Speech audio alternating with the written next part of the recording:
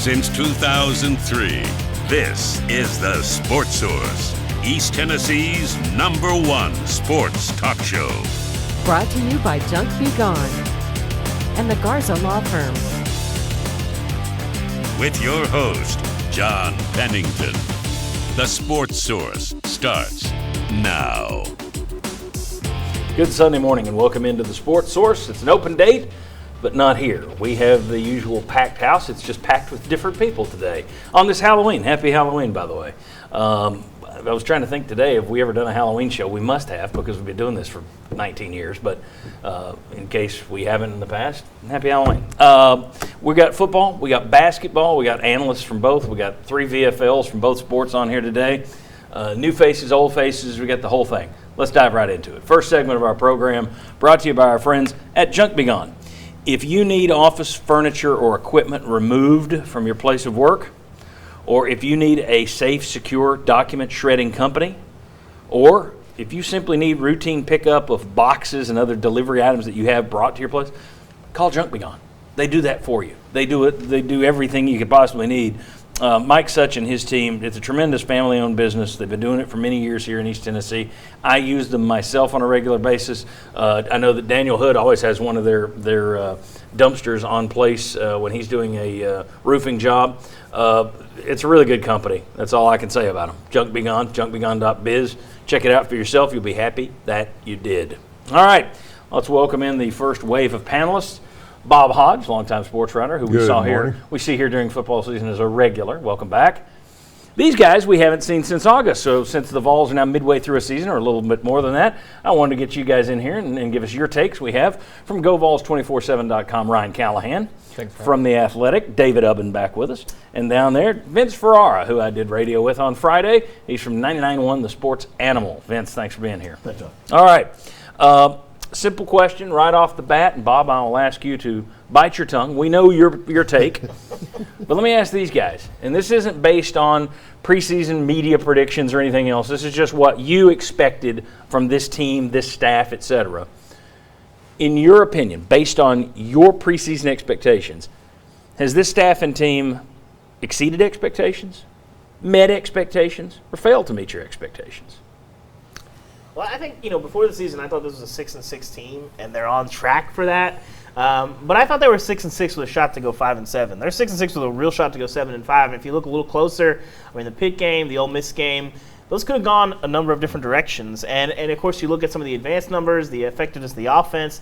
Defensively, they came in preaching havoc. They're doing that, and they're doing that without giving up a ton of plays on the back end.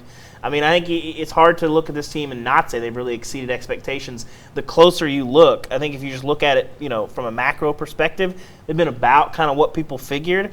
But they've been in so many games. They've been hanging around with really good teams, which we did not see was a huge problem the last 3 years. And the upside is there. This could have been an even better season. So I would say definitely exceeded.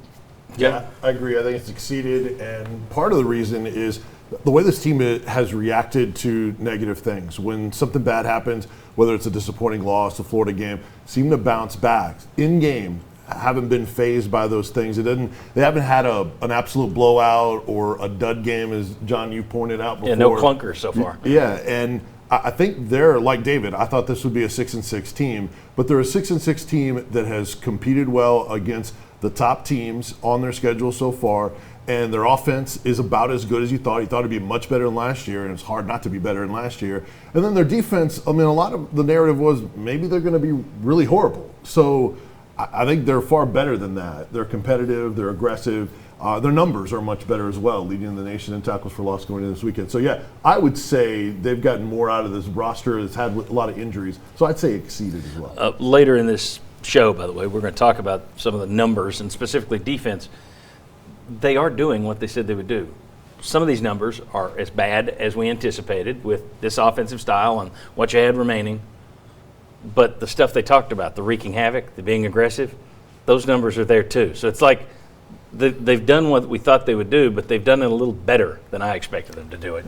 Where are you on this bunch? That's a good way to say it. I think they've met expectations again, just looking at the record. But I think when you look at what they've actually done, it's exceeded because all the things these guys mentioned. Plus, I think they've just gotten they've looked like a well-coached team every step of the way. That's the biggest thing. In addition to not having any clunkers, they've had a few games where people have said, wow, Tennessee looks like they are a well-coached team, and that's not something people said a lot the last year or two, I think. So that's been a big difference. And then the other thing is they've gotten through a lot of injuries, especially on the offensive line, without it really derailing what they're doing. That's the impressive thing to me, is they've overcome some issues that would have really thrown a wrench into everything the previous staff, any of Tennessee's 3 previous staffs, I think, would have had more trouble with the offensive line injuries. This staff has managed to overcome that. Well, and see, Bob, that's my thing. I thought this was going to be a 5-7 team, and the reason I said that, I thought injuries. I looked at this roster. I know what you've lost. It's like, I know the SEC. You're going to be down guys, and it's going to hurt you. They have been down guys. They got down guys early on that offensive line especially. But they've coached around it, which we haven't seen, as you pointed out, from previous staffs. They've done a better job of that. So to me, that's the biggest surprise. And that's why my pick was one game worse than you guys, because I thought the depth would hit them. They've kind of danced around it. Now, when Cade Mays went out against Ole Miss, it might have cost them that game. Yep. Certainly, they kind of the offense shut down for a half before they said, all right, Hendon, start running. But I think that has been the biggest thing in terms of exceeding expectations. It's the way they've danced around the depth issues on this roster, Bob. Can I quit biting my tongue now? You can unbite your tongue. It was hurting. I bet. My big thing with this bunch compared to the last bunch is the coaching. And that's the reason, even though right now the recruiting and how it looks, these guys have coached up players who haven't played hardly at all for Tennessee. You're sitting there and you're watching games around the country yesterday since Tennessee's off, and you're seeing Tennessee guys all over the place. Yeah. And the other staff got less with so much more than what these guys are doing. And I agree with you. The Cade Mays injury against Ole Miss, I think that could have been a game changer. But the fact that you were able to come in there and you're playing maybe your 8th offensive lineman, potentially even your 9th in some of these games, that goes to the coaching, and that's the reason, for me, they've vastly surpassed my expectations, because if somebody had said 6-6, 4-8, I'd have said 50-50. It could go either one of those. So I was in the 5-7 camp, and the eye test tells me they vastly exceeded. The record says, okay, they've slightly exceeded. Well, I think, too, the last 3 years, they've played some bad teams, and they haven't just flexed on them. And if you look at South Carolina and Missouri, they're not good teams.